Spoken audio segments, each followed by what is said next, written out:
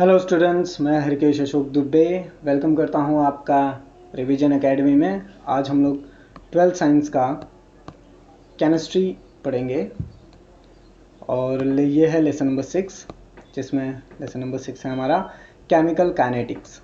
तो आज हम केमिस्ट्री का लेसन नंबर 6 केमिकल काइनेटिक्स यहाँ पे पढ़ने वाले हैं। केमिकल काइनेटिक्स पढ़ने के लिए हमें 2-3 सवालों के जवाब देने ज़रूरी होते हैं। पहला सवाल है, What is the influence of a particle size of a reacting solid on a rate of chemical reaction?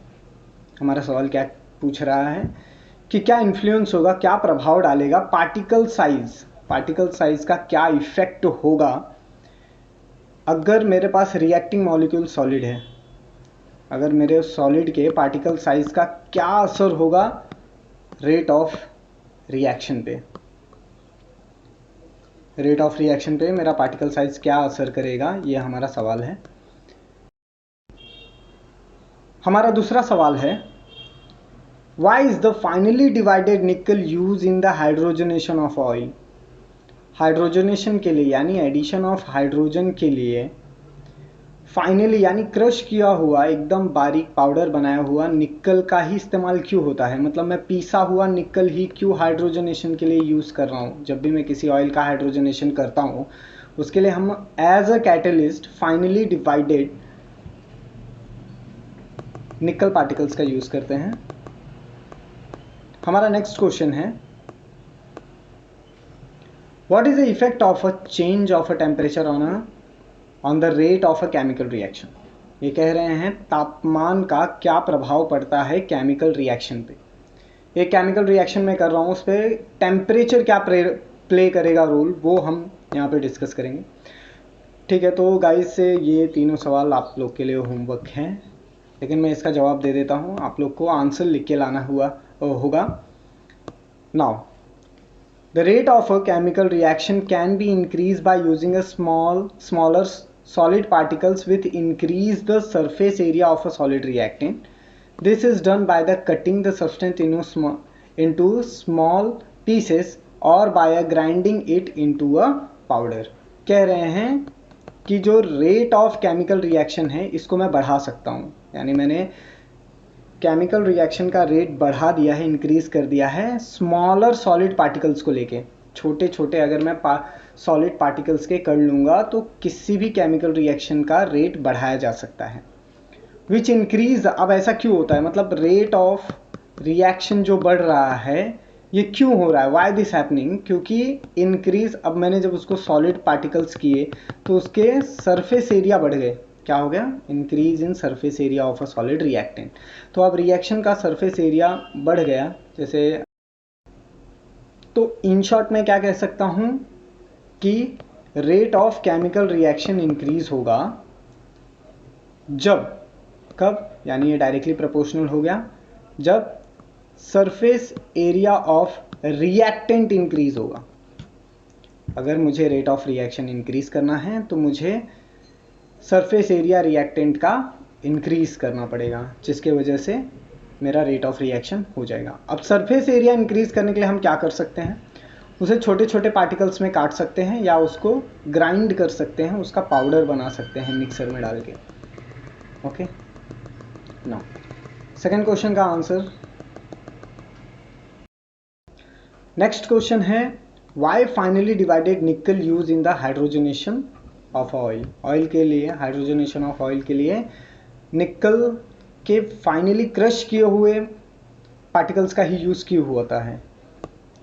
तो hydrogenation of a vegetable oil occur in a presence of a finally divided निकल as a catalyst. जैसा मैंने आपको पहले बताया कि ये finally divided निकल क्या है, एक कैटलिस्ट होता है, ये एक कैटलिस्ट है।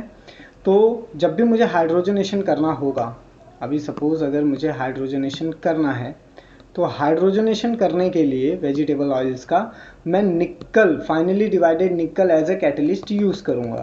तो निकल is a catalyst for the hydrogenation of a vegetable oil. Reaction is a heterogeneous catalysis, यानी इस रिएक्शन को कैटेलाइज किया गया है हेट्रोजीनियस कैटलिस्ट की मदद से। यानी finely divided nickels are heterogeneous catalyst, यानी ये मिक्स नहीं होते, यहाँ पे दो लेयर्स बनता है, मिक्स नहीं है, क्लियर सॉल्यूशन नहीं होता, ये टर्बिड होगा, सस्पेंडेड पार्टिकल्स के साथ होगा। हेट्रोजीनियस कैटलिस्ट के केस में कैटलिस्ट सॉलिड फेज में रहेगा और आपका रिएक्टेंट और प्रोडक्ट वो सॉल्यूशन फेज में होगा। दो अलग अलग यहाँ पे फेज बनेंगे। आपका जो सॉल्यूशन फेज है, आपके सॉल्यूशन फेज में होगा आपका प्रोडक्ट एंड रिएक्टेंट, और आपका जो सॉलिड होगा वो एक डिफरेंट फेज में होगा। यानी आप इसको वैक्यूम फिल्टर मार के, अंडर वैक्यूम इसका फिल्ट्रेशन करके आप कैटलिस्ट रिकवर कर लोगे। अभी सपोज आपने फिल्टर मारा तो यहाँ पे आपका आएगा रेसिड्यू, रेसिड्यू में आपका क्या होगा, कैटलिस्ट होगा, और यहाँ पे जो आपके पास फिल्ट्रेट आता है इसके अंदर आपका क्या होगा, रिएक्टेंट एंड प्रोडक्ट होगा। तो इनको सेपरेट करने का मेथड क्या हो गया, फिल्ट्रेशन, वैक्यूम फिल्ट्रेशन।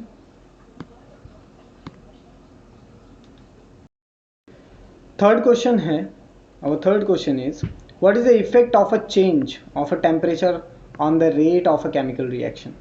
अगर मैं एक केमिकल रिएक्शन लूँ और उसको हीट करूँ तो हीटिंग के वजह से क्या केमिकल का जो रेट ऑफ रिएक्शन हो बढ़ेगा या कम होगा? ओके, तो हीटिंग क्या चेंजेस लाता है केमिकल रेट ऑफ रिएक्शन में, ये हमारा सवाल है। इसका जवाब कुछ इस तरीके से, इंक्रीज द टेम्परेचर, अगर मैं इंक्रीज करता हूं टेम्परेचर तो इंक्रीज हो जाएगा average speed of reactant molecules, जो आपके मॉलिक्यूल्स हैं उनका एवरेज स्पीड बढ़ जाएगा, यानी increase in temperature, increase in rate of chemical reaction. As more molecules move faster, ज़्यादा से ज़्यादा, अब देखिए तापमान बढ़ाने पे आपका रिएक्शन फास्ट होगा। क्यों? क्योंकि आपके मॉलिक्यूल्स बहुत तेज़ी से घूमेंगे। The number of molecules moving fast, जितने ज़्यादा मॉलिक्यूल्स आपके तेज़ी से गोल गोल अपने एक्सेस पे घूमेंगे, इसका घूमने की स्पीड बढ़ेगी, यानी टेम्परेचर बढ़ेगा, यानी कि आपका रेट ऑफ रिएक्शन बढ़ेगा। यानी moving, as molecules moving faster enough, इतना अपने मैक्सिमम स्पीड पे आने के बाद रिएक्ट्स इंक्रीज, जो रेट ऑफ रिएक्शन है वो बढ़ जाएगा, which result in faster formation of a product, जिसके वजह से आपका जो रिएक्टेंट से प्रोडक्ट बन रहा था वो तेजी से बनेगा। The rate of reaction is increase when temperature is increases, आप तापमान बढ़ाओगे आपका रेट ऑफ रिएक्शन केमिकल का बढ़ जाएगा। एक एग्जाम्पल कंसिडर करते हैं, यहाँ पे मैं एक एग्जाम्पल लेना चाहूँगा। मान लीजिए आपको चाय बनानी है, you want to make a tea, आपने उसके अंदर पानी डाल दिया, वाटर ऐड कर दिया, शक्कर डाल दिया, चाय पत्ती डाल दी, दूध डाल दिया। अब आप क्या करते हो, एक स्पून लेते हो, उसको गोल गोल घुमाते हो। आपका 10 आवर्स तक भी अगर आप उसे रोटेट करते हो मैनुअल स्पीड से, तो भी आपकी टी तैयार नहीं होगी, चाय नहीं बनेगा। क्यों? वाई? क्योंकि यहाँ पे जो रेट ऑफ रिएक्शन है, जो रिएक्शन का रेट है वो स्लो है, very slow rate of reaction. अब आप क्या करते हो, उसी चाय को क्या करते हो, हीट करते हो। 5 मिनट्स में आपकी चाय रेडी हो जाएगी, 5 मिनट्स भी नहीं लगते। ओके, चाय रेडी हो गई। तो क्या किया हमने यहाँ पे टेम्परेचर इंक्रीज किया। जैसे ही मैंने टेम्परेचर इंक्रीज किया वैसे ही केमिकल का जो रेट ऑफ रिएक्शन है वो बढ़ गया। आप इसको इस तरीके से भी समझ सकते हैं। तो इस लेसन में केमिकल काइनेटिक्स में हम पढ़ेंगे रेट ऑफ अ रिएक्शन, उसके बाद पढ़ेंगे rate of reaction and reactant concentration, उसके बाद हम देखेंगे molarity of a elementary reaction, फिर इंटीग्रेटेड रेट लॉ, उसके बाद collision theory of bimolecular reactions, temperature dependent of reaction rate, effect of catalyst on the rate of reaction। तो ये major topics हम केमिकल काइनेटिक्स में कवर करने वाले हैं। चलिए फिर शुरू करते हैं। सबसे पहले हम देखेंगे अबाउट रेट ऑफ रिएक्शंस के बारे में। रेट ऑफ रिएक्शंस क्या होता है? रेट ऑफ रिएक्शन हमारे पास सबसे पहले है average rate of chemical reaction और एक होता है हमारे पास इंस्टेंटेनियस रेट ऑफ रिएक्शन। तो हम सबसे पहले डिस्कस करेंगे average rate of chemical reactions के बारे में। Average rate of reaction is defined as the change in the concentration of a species divided by change in the time, which can be represented by the delta C divided by delta T. Average rate of reaction को हम इस बात से define कर सकते हैं कि क्या चेंज हो रहा है कॉन्सेंट्रेशन ऑफ अ स्पीसीज में और कितने समय में वो चेंज हो रहा है। तो जो चेंज इन कॉन्सेंट्रेशन है स्पीशीज का उसको मैं डेल्टा सी से रिप्रेजेंट करूंगा और जो change in concentration in time है उसे मैं डेल्टा टी से रिप्रेजेंट करूंगा। दोस्तों डेल्टा का मतलब होता है चेंज इन, इसका मतलब ही होता है चेंज इन। ओके, तो अब क्या होता है कि delta is equal to T final minus होता है टी इनिशियल, टाइम के लिए delta T, and delta C यानी क्या होगा यहाँ पे आपका कॉन्सेंट्रेशन है तो C final minus C initial होगा। इसका मतलब है कि फाइनली आपका कितना कॉन्सेंट्रेशन है उसमें से आपको इनिशियल कॉन्सेंट्रेशन को माइनस करना है। ऐसे ही आपका चेंज जो है डेल्टा जो चेंज है वो हमेशा फाइनल माइनस इनिशियल होता है। ठीक है, डेल्टा का मतलब ही होता है फाइनल में से इनिशियल को माइनस कर देना, इससे मुझे चेंज मिलेगा यानी डेल्टा मिलेगा। अब ये डेल्टा मुझे किसके लिए चाहिए? एक तो कॉन्सेंट्रेशन के लिए चाहिए, दूसरा टाइम के लिए चाहिए कि कितने समय में बदलाव आया कॉन्सेंट्रेशन में, मेरे जो स्पीसीज का कॉन्सेंट्रेशन चेंज हुआ है वो कितने टाइम में हुआ है। इसी चीज के मेजरमेंट को हम एवरेज रेट कहते हैं। तो इसको मापना है, बहुत आसान है। एक एग्जांपल देते हैं, कंसीडर करते हैं एक रिएक्शन, मेरा रिएक्शन ए से बी हो रहा है। मैंने एक रिएक्शन ले लिया है जहां पे मेरा ए कन्वर्ट हो रहा है बी के अंदर। ए इज कंज्यूम, रिएक्शन में ए हमेशा कंज्यूम होगा यानी वो ज़्यादा कॉन्सेंट्रेशन से, उसका कॉन्सेंट्रेशन ज़्यादा होगा तो उसका ग्राफ ऐसे गिरेगा, लो कॉन्सेंट्रेशन की तरफ जाएगा। ठीक है, टाइम में तो यह हो गया आपका टाइम। जैसे इस डायरेक्शन में टाइम बढ़ेगा इस डायरेक्शन में तो आपका जो कॉन्सेंट्रेशन है ए का वो कम होगा। तो यहाँ पे आपका चेंज इन सी और यहाँ पे आपका चेंज इन टी आएगा। ठीक है, ये ग्राफ में इस तरीके से ये कम होगा। ठीक है, नाउ एंड यहाँ पे आपको सेकेंड दिया हुआ है बी इज प्रोड्यूस। यहाँ पे आपका क्या बोला है कि बी प्रोड्यूस होगा, बी ज़्यादा होगा। तो जब भी मैं ए से बी की तरफ जाऊँगा इसका जो ग्राफ है वो लोअर कॉन्सेंट्रेशन से, यानी अगर मैं इसका ग्राफ ड्रॉ करूँगा तो उसका ग्राफ में कुछ इस तरीके से स्लोप मुझे दिखाई देगा। वो तो जो यहाँ पे बी है, मान लीजिए आपका बी इनिशियल इतना था, उसका समय के साथ कॉन्सेंट्रेशन बढ़ेगा तो वो कुछ इस तरीके का ग्राफ मुझे शो करेगा। तो यहाँ पे क्या हो रहा है, ए कंज्यूम हो रहा है एंड बी फॉर्मेड हो रहा है, प्रोड्यूस हो रहा है, बन रहा है। ठीक है, इस तरीके से हम इसे समझेंगे ना। अब सवाल आता है कि इस चीज को हम रिप्रेजेंट कैसे करेंगे, लिखेंगे कैसे। तो उसके लिए मैं लिखूंगा average rate of consumption of A, देखिए यहाँ पे ए मेरा कंज्यूम हो रहा था, इज इक्वल टू माइनस क्यों, because it is in decreasing order. ये ज़्यादा था, कम हो रहा है तो इसके ग्राफ में कमी आ रही है, इसके लिए इस कमी को हम रिप्रेजेंट करेंगे माइनस से। Minus rate of change of molar concentration of A. कितना change in molar concentration of A per unit time कितना है, उसको इस तरीके से लिखेंगे। तो मैं इसे क्या बोल सकता हूँ, minus delta molar concentration of A divide by delta T. इसका प्रोनाउंसिएशन ऐसे रहेगा। तो ए इज इक्वल टू, यहाँ ए के लिए क्या डेफिनेशन बना, rate of change of molar concentration of A per unit time, यानी rate of change of time. अब बी के लिए कैसे हम इसको लिखेंगे, बी के लिए लिखेंगे एवरेज रेट ऑफ फॉर्मेशन। देखिए यहाँ पे ए का कंजम्पशन हुआ, बी का फॉर्मेशन हुआ, फॉर्मेशन बन रहा है, इसका ग्राफ जो है वो ऊपर की तरफ जा रहा है, ऊपर की तरफ जा रहा है। तो हम यहाँ पे पॉजिटिव साइन का यूज़ करेंगे, प्रोडक्ट के लिए पॉजिटिव और रिएक्टेंट के लिए नेगेटिव साइन यूज़ करेंगे। इसे कैसे प्रोनाउंस करेंगे, B इज इक्वल टू, यानी rate of average formation of B is equal two plus rate of change of molar concentration of B divided by rate of change of time.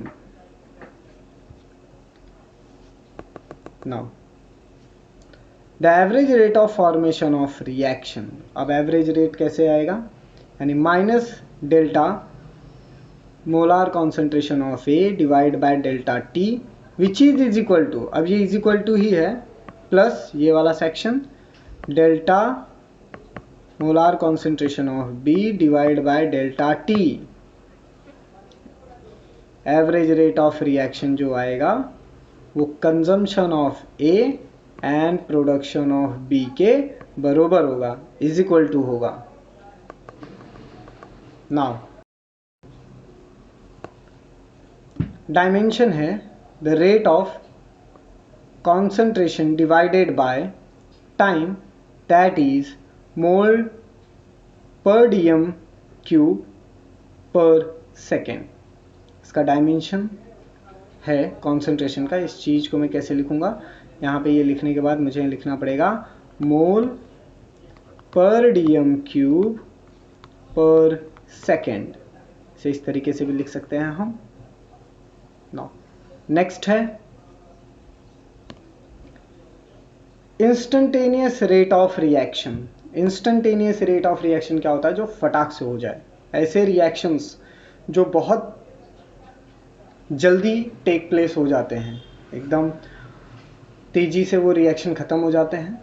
Fast formation होता है product का, initially वो काफ़ी speed में reaction start करते हैं, violent reaction आप इसे बोल सकते हैं। ज़्यादा करके जो रिएक्शंस काफ़ी फास्ट होते हैं वो वायलेंट रिएक्शन होते हैं, जैसे न्यूक्लियर फ्यूजन। ये सारे काफ़ी फास्ट रिएक्शंस होते हैं। तो अब इसको समझने के लिए हम बोल सकते हैं by measuring the concentration of reactant और product for different time intervals. अलग अलग टाइम इंटरवल में अगर मैं कॉन्सेंट्रेशन मेजर करता हूँ रिएक्टेंट और प्रोडक्ट का, तो मुझे पता चल सकता है कि इंस्टेंटेनियस रेट ऑफ रिएक्शन क्या है। अलग अलग समय पे मुझे रिएक्टेंट एंड प्रोडक्ट का कॉन्सेंट्रेशन मेजर करना पड़ता है। कॉन्सेंट्रेशन मेजर करने के लिए हम मेनली TLC, HPLC, GC इन इंस्ट्रूमेंट्स का यूज़ करते हैं रिएक्शन मॉनिटरिंग के लिए। इस ग्राफ से हम समझते हैं डिटर्मिनेशन ऑफ इंस्टेंटेनियस रेट। अगर मुझे इंस्टेंटेनियस रेट ऑफ रिएक्शन का पता लगाना है तो मैं इस ग्राफ की मदद से पता लगा सकता हूँ। सबसे पहले हम डिस्कस करेंगे रिएक्टेंट कॉन्सेंट्रेशन के बारे में। क्या है रिएक्टेंट कॉन्सेंट्रेशन, यानी कॉन्सेंट्रेशन ऑफ रिएक्टेंट। ये टाइम, इस दिशा में आपका टाइम है, यानी इस डायरेक्शन में आपका कॉन्सेंट्रेशन है और इस डायरेक्शन में आपका टाइम है। तो मैं यहाँ पे एक डायग्राम की मदद से समझ रहा हूँ। यहाँ पे 0 है, यहाँ पे 1, टाइम 2, 3, 4, 5, 6 सो ऑन। यहाँ पे आपका 1, 2, 3, 4, 5 ऐसे। तो अब देखिए जब टाइम जब 0 था, हाँ, तो यहाँ पे जो आपका रिएक्टेंट का कॉन्सेंट्रेशन था वो 4 था। लेकिन जैसे ही टाइम आगे बढ़ा आपका जो रिएक्टेंट का कॉन्सेंट्रेशन है वो डिक्रीज हो गया, 4 से यहाँ पे 2 पे आ गया, टाइम 1 पे, ठीक है।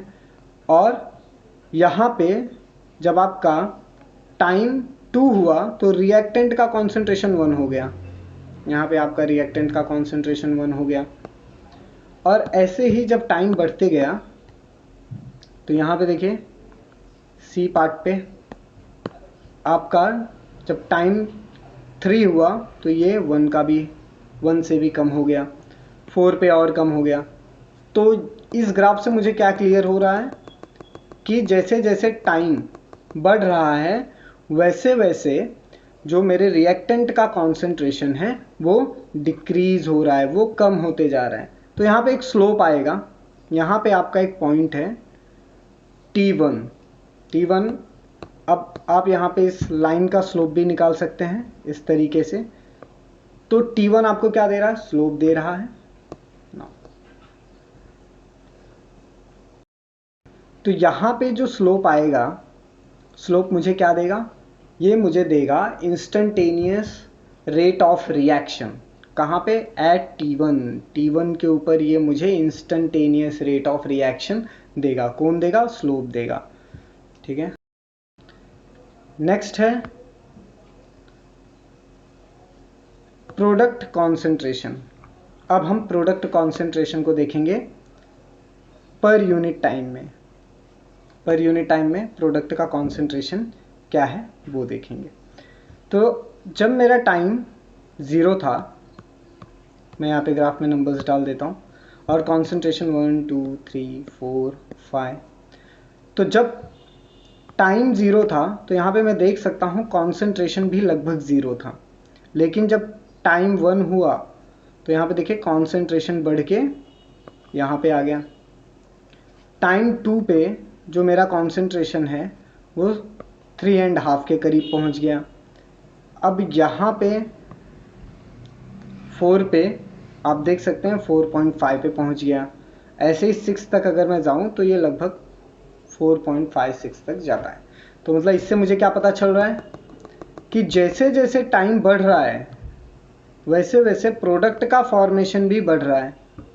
तो यहाँ पे मुझे एक स्लोप मिल जाएगा। देखिए आप यहाँ पे कोई भी एक स्लोप ले लीजिए। इस लाइन का स्लोप मैं यहाँ से कंसीडर कर लेता हूँ। इस लाइन का स्लोप मुझे क्या देगा? इंस्टेंटेनियस रेट ऑफ रिएक्शन देगा। कहाँ पे? एट टाइम T1 पे। T1 पे हमें क्या मिल रहा है? Instantaneous rate of reaction.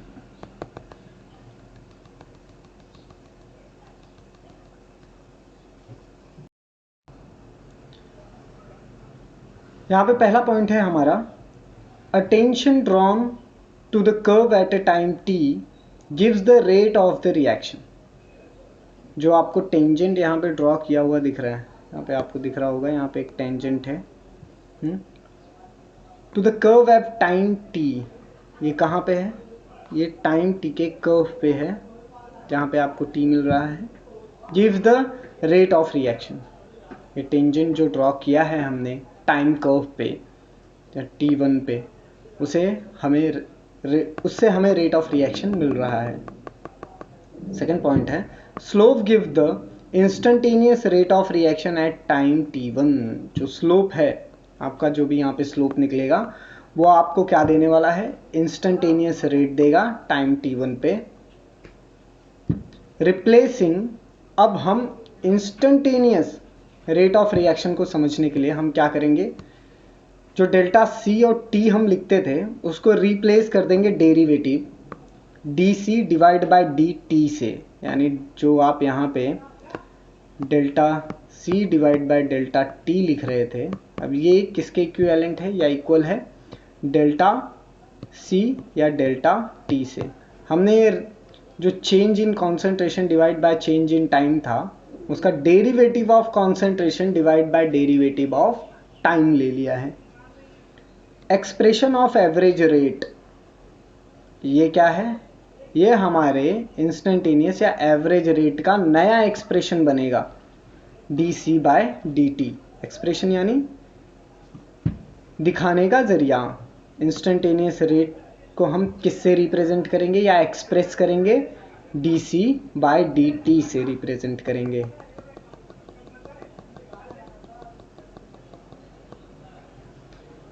अब हम यहाँ पे एक रिएक्शन कंसीडर करते हैं।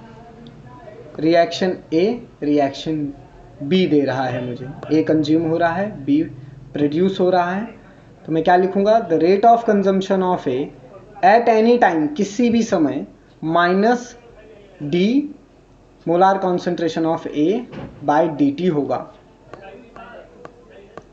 And rate of formation of B at any time delta T is equal to rate of change of यानी derivative of molar concentration of B divide by delta T या D T, दोनों में से कुछ लिख सकते हैं आप ना। The rate of reaction at time T, यानी अब रेट ऑफ रिएक्शन क्या होगा, कंजम्पशन हो गया, फॉर्मेशन हो गया, तो अब रेट ऑफ रिएक्शन क्या होगा at time T. Time T पे रेट ऑफ रिएक्शन क्या होगा, T is equal to minus derivative of molar concentration of A divide by D T is equal to D यानी derivative of molar concentration of B divide by D T. ये मुझे rate of reaction मिला at time T. अब क्या होता है कि for the reaction involving 1 mole of A and B each, the rate of consumption of A equal to the rate of formation of B. कह रहे हैं अगर आपका मोलार कॉन्सेंट्रेशन 1 है ए के कंजम्पशन का, और मोलार कॉन्सेंट्रेशन यानी जो mole A is equal to mole B है, तो ये क्या कह रहा है, ये जितना खत्म होगा उतना ही ये फॉर्म होगा, इसका rate of consumption equal to होगा rate of formation of B के। ये जितना नंबर में नीचे जाएगा ये उतने ही नंबर में ऊपर जाएगा, फॉर्म होगा। लेकिन क्या होता है, ये तो 1 मोल के लिए था, इसके लिए ये बात यहाँ तक लागू होती है। लेकिन अगर मेरे पास मोलार कॉन्सेंट्रेशन चेंज होता है, उस केस में क्या होगा, चलिए देखते हैं। For the reaction involving different stoichiometric ratios, ऐसे रिएक्शन जिसमें अलग अलग कॉन्सेंट्रेशन में चीज़ों को लिया गया है, उसके लिए हम एक रिएक्शन को कंसीडर करेंगे। एग्जाम्पल के रूप में एक रिएक्शन लेता हूं मैं। आपका A प्लस कर रहा है 3 टाइम्स ऑफ B को, और जिससे आपको 2C मिल रहा है। रिएक्शन क्या है कि जब मेरा A 1 मोल कंज्यूम होता है, उसी समय मेरा 3 मोल्स ऑफ B कंज्यूम होता है, यानी ये 1 गुना जाएगा तो ये 3 गुना जाएगा उसी टाइम पे। और एट द सेम टाइम मुझे 2 गुना C यानी प्रोडक्ट मिलेगा, प्रोड्यूस होगा। जब ये 1 कंज्यूम होगा उसी समय ये 3 कंज्यूम होगा, और एट अ टाइम मुझे उसी समय 2C मिलेगा, फॉर्म होगा। तो ऐसे रिएक्शंस के लिए इसे स्टिचोमेट्रिक कोएफिशिएंट कहते हैं, यानी माप के डालना, मेजर्ड अमाउंट में लेना। The stoichiometric coefficient of 3 species are different. जो इनका मेजरमेंट है, तीनों ही स्पीशीज का अलग अलग है। डिफरेंट स्टिचोमेट्रिक कोएफिशिएंट लिया है हमने। B is 3 times the rate of consumption of A. B 3 Guna consume हो रहा है, किसके कंपैरिजन में, A के कंपैरिजन में। ये 3 गुना जा रहा है, 3B दिया है, मतलब ये रिएक्शन में कितने टाइम्स ज़्यादा जा रहा है, 3 टाइम्स ज़्यादा जा रहा है। Likewise the rate of formation of C is twice. उसी तरीके से इसके बनने का जो फॉर्मेशन है वो 2 गुना है। तो rate of consumption of A क्या होगा, कैसे लिखेंगे हम उसे, वी राइट एज, यानी कि जो B, अभी मैं B के फॉर्म से देखता हूँ। देखो यहाँ पे क्या दिया हुआ है, B दिया हुआ है, 3 टाइम्स B दिया हुआ है, 1 टाइम A है। मैं इसको ऐसे कंसीडर कर लेता हूँ। सिमिलरली अगर मुझे B पता लगाना है कितना फॉर्म हुआ है A के जाने पे, मैंने पता लगा लिया, वैसे ही हम C का भी पता लगा सकते हैं। जैसे हमने B का पता लगाया वैसे ही C का पता लगाएंगे, यानी rate of change of C in concentration of C is equal to 2 times. देखिए 2 इसके साथ है तो क्या करना है, जो 2 इसके साथ है उसे आपको 1 A के साथ ले लेना है, -2A D under bracket A by dt।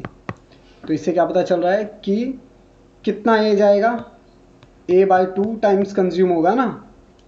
2C अगर इज इक्वल टू है तो ये 2 यहाँ पे जाएगा, तो यहाँ पे आपका 2 नहीं रह जाएगा, फिर क्या रहेगा, C is equal to A by 2। Okay, अब ये A बाय 2 है, 2 को ऊपर लेने पे क्या हो जाएगा, C is equal to -2 concentration of A हो जाएगा, चूँकि मैंने यहाँ पे ले लिया है, ठीक है। At time T per unit time, मतलब ये टाइम फ्रेम में ही हो रहा है, हमने टाइम भी मेजर करके रखा है ऑब्वियसली। तो इससे मुझे क्या क्या पता चल गया, मुझे यहाँ पे पता चला कि minus D concentration of B divide by T is equal to क्या है, -3d, यानी derivative of concentration of A divide by D T. Okay, C के लिए भी यही फॉर्मेट पता चला। ए का तो दिया हुआ है, ये क्या बोल रहा है, ए 1 जाएगा तो 3 टाइम्स बी जाएगा और 2 टाइम्स सी मिलेगा। ना इसको समझने के लिए हम एक और एग्जाम्पल लेते हैं। तो इस रिएक्शन को वी राइट हम लिख सकते हैं कुछ इस तरीके से, minus derivative of concentration B, change in concentration of B divide by D T, जो कि बराबर होता है -3 derivative of concentration of A divide by D T. Okay, और सी के लिए मुझे क्या दिया हुआ है, D under bracket C divide by T and which is equal to -2 D concentration of A divide by D T. Okay, अब क्या होगा, अगर मुझे रेट ऑफ रिएक्शन पता लगाना है तो कैसे आएगा rate of reaction, with this हमें क्या मिलेगा, रेट ऑफ रिएक्शन यानी minus rate of change of concentration of A divide by D T is equal to the -1/3, देखिए यहाँ पे 3 ऊपर था तो यहाँ पे नीचे आ गया, -1/3, okay, d concentration of B divide by D t, और यहाँ पे मुझे क्या मिला, 1/2, 2 यहाँ पे था सी के साथ, तो यहाँ पे आएगा 1/2 डी अंडर ब्रैकेट यानी concentration of C divide by D t. Now अब जब मैंने ये लिख लिया तो अब ओवरऑल रेट ऑफ रिएक्शन क्या बन गया, ये जो है this is equal to this, जो कि मैंने यहाँ पे लिख लिया है, and this is equal to this, जो कि मैंने यहाँ पे राइट डाउन कर दिया है। ओके, तो इस तरीके से इस केमिकल रिएक्शन के लिए हम रेट ऑफ रिएक्शन ये राइट डाउन करेंगे, लिखेंगे।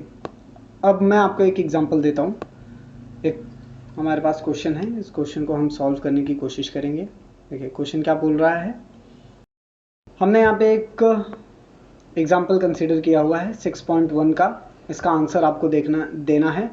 फॉर द रिएक्शन हमने यहाँ पे एक केमिकल रिएक्शन लिया है जिसमें 2 मोल्स ऑफ डायनाइट्रोजन पेंटाऑक्साइड, जो कि गैस फॉर्म में होता है, यहाँ पे नाइट्रोजन 2 है और ऑक्सीजन 5 है, तो डायनाइट्रोजन पेंटाऑक्साइड 2 मोल्स हैं मेरे पास। जब इसका रिएक्शन होता है तो मुझे 4 नाइट्रोजन डाइऑक्साइड मिलता है, 4 मोल्स नाइट्रोजन डाइऑक्साइड मिलता है एंड 1 मोल ऑक्सीजन रिलीज होता है इन अ लिक्विड ब्रोमीन। ये सारा रिएक्शन कहाँ पे हो रहा है, लिक्विड ब्रोमीन के अंदर हो रहा है ये reaction. This reaction are taking place in bromine.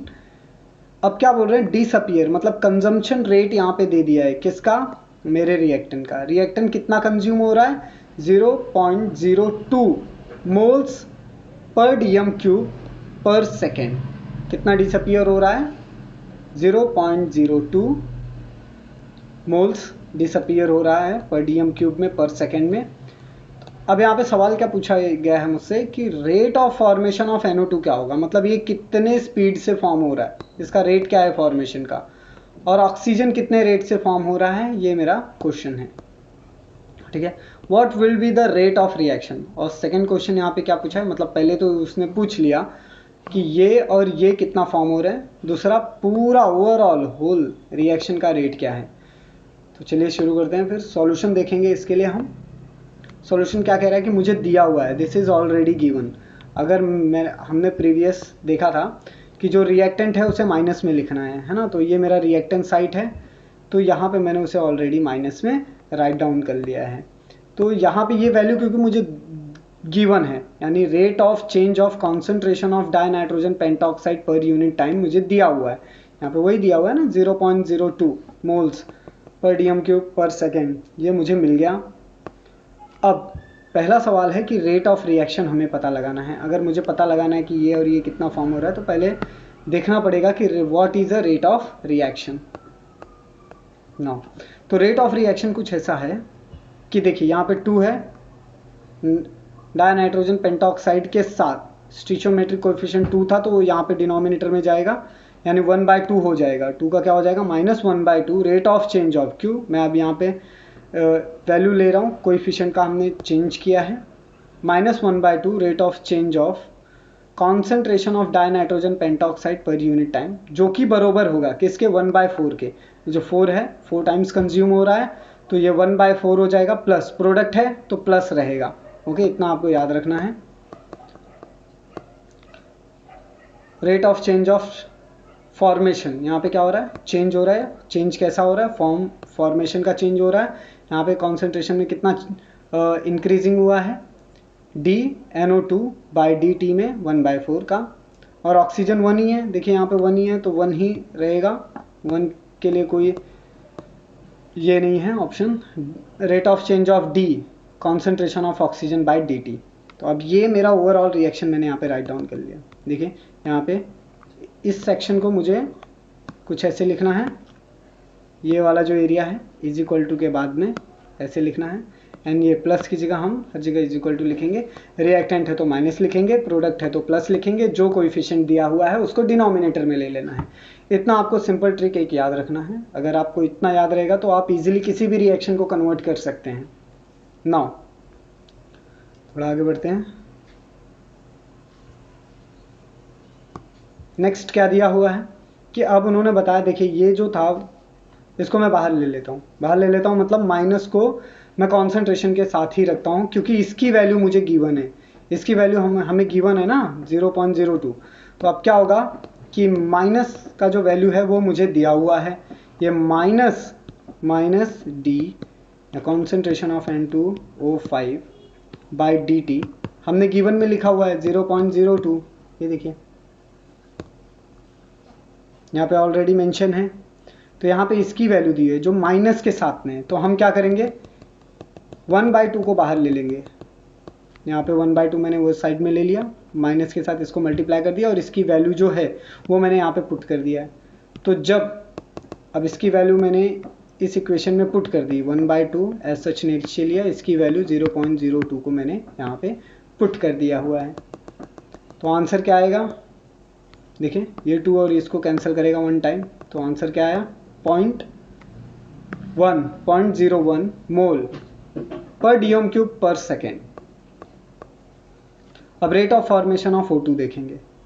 अब O2 कैसे बना, यानी ऑक्सीजन कैसे बना, तो ऑक्सीजन का तो ये दिया मिला हुआ है हमें, ऐसे रिएक्शन को हमने कन्वर्ट करके लिया है D, rate of change of oxygen divide by dt। Okay, क्या मिला, अब देखिए इसको मैं इस गिवन इक्वेशन के साथ कंपेयर करूंगा, ठीक है। तो 1/t माइनस NO2/dt, हाफ सिर्फ ये गया है, 1 टाइम ही है। ओके, तो ये कैंसिल हो जाएगा, वापस से मुझे जो आंसर मिलेगा वो सेम होगा, 0.01 मोल पर dm³/सेकेंड। ओके, नेक्स्ट क्वेश्चन है हमारा, rate of formation of nitrogen dioxide. Nitrogen dioxide का रेट ऑफ फॉर्मेशन क्या दिया हुआ है यहाँ पे, which is equal to d NO2/dt। अब NO2 की वैल्यू कितनी मुझे हमें दी हुई थी, अगर मैं देखूँ तो 1/4 दिया हुआ था, minus 1/4 dt NO2 divide by dt। अब क्या होता है कि ये जो वैल्यू मुझे मिला, ये 4 यहाँ पे डिनोमिनेटर में है, इज इक्वल टू पे क्या दिया हुआ है, d, यानी कि हाफ N2O5 दिया हुआ है। तो ये यहाँ पे जो 4 है वो इज इक्वल टू के इस तरफ जाएगा, यानी इसकी वैल्यू हमें पुट कर देनी है जो भी मिली है हमें इक्वेशन में, और उसको यहाँ पे पुट कर देना है। तो यहाँ पे 4/2 हो जाएगा, जो कि मैंने ऑलरेडी यहाँ पे देखो लिख रखा है। ओके, तो हमने यहाँ, अब पता चला आप लोग को 4/2 कैसे आया। 4 जो था ये बाजू, यानी यहाँ के जब मैं इसकी वैल्यू रखूँगा इस इक्वेशन में, और उस इक्वेशन में 1/4 रखूँगा, और 1/4 यहाँ पे जाएगा, इसकी वैल्यू में NO2 की वैल्यू है ये। ओके, NO2 में 4 भी है, तो 1/4 में आपको आंसर मिला है, यहाँ पे 1/4 है। इसको जब मैं इज इक्वल टू के साथ -1/2, यानी यहाँ पे तो आपका पहले से ही हमने 1/2 को बाहर लिया हुआ है, 1/2 माइनस d N2O5 दिया हुआ है डिवाइड बाय dt। तो तो ये जो 4 है, इस वैल्यू में जो 1/4 आता है वो वैल्यू यहाँ पे जाएगी। ओके, यहाँ पे 4 आ जाएगा, 4/2 माइनस ये इक्वेशन है सच यहाँ पे लिख दिया है।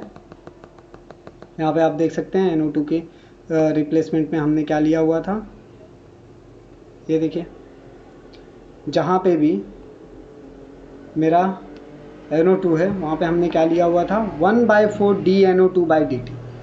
तो यहाँ पे जो आप लोग वैल्यू पुट करेंगे dNO2/dt, यहाँ पे 1/4 भी होगा, और वो किसके इज इक्वल टू है, देखिए ये पूरा इक्वेशन किसके इज इक्वल टू में हमने यहाँ पे लिखा हुआ है कि ये जो पूरा इक्वेशन है वो इसके इज इक्वल टू में है। ओके, तो यहाँ से ये वाला 4 निकल के यहाँ पे जाएगा, यहाँ पे डिवाइड कर रहा है तो वहाँ पे ऊपर जाएगा, मल्टीप्लाई हो जाएगा ना। होप सो आपको समझ में आया होगा। कुछ भी डाउट हो आप कमेंट सेक्शन में पूछें। अब 2 में से तो ये 4 चला गया, 2 बचा। ओके, तो क्या होगा, इसकी वैल्यू तो 0.02 है, तो 2 × 0.02 मोल्स पर dm³। अब ये जो 2 है वो इस 2 से मल्टीप्लाई होगा तो 4 हो जाएगा, 0.04 मोल्स पर dm³ पर सेकेंड। ओके ना, तो गाइज यहाँ पे हमारा इक्वेशन ख़त्म होता है। हमने तीनों चीज़ों के जो फाइंड बोला था वो हमने फाइंड आउट कर लिया है, रेट ऑफ रिएक्शन निकाल लिया and rate of formation of oxygen निकाल लिया, rate of formation of NO2 भी हमने फाइंड आउट कर लिया है। गाइज कुछ भी डाउट हो आप कमेंट सेक्शन में पूछ सकते हैं। आपके लिए एक होमवर्क दिया है यहाँ पे, आपको ये घर पे ट्राई करना है कि 3 मोल्स ऑफ I- है एक्वस सॉल्यूशन में, H2O8 2- एक्वस सॉल्यूशन में फॉर्म हो रहा है, I3- एक्वस सॉल्यूशन में एंड प्लस 2SO4 2-। आपको इसका रेट ऑफ फॉर्मेशन देखना है कि ये कितना फॉर्म हो रहा है, इसका रेट ऑफ फॉर्मेशन पता लगाना है और पता लगाना है ये कितना कंज्यूम हो रहा है, आपका I कितना कंज्यूम हो रहा है ये पता लगाना है, SO2 कितना कंज्यूम हो रहा है इनका कंजम्पशन पता लगाना है, रिएक्टेंट का कंजम्पशन पता लगाना है और आपके जो भी प्रोडक्ट हैं उनका फॉर्मेशन पता लगाना है। इसका आंसर मैं आपको इस लेसन के वीडियो पार्ट नंबर 2 में दूंगा, तब तक आप इसे ट्राई करें। Thank you for watching guys. अच्छा लगा हो तो लाइक शेयर सब्सक्राइब करें। जय हिंद, जय भारत।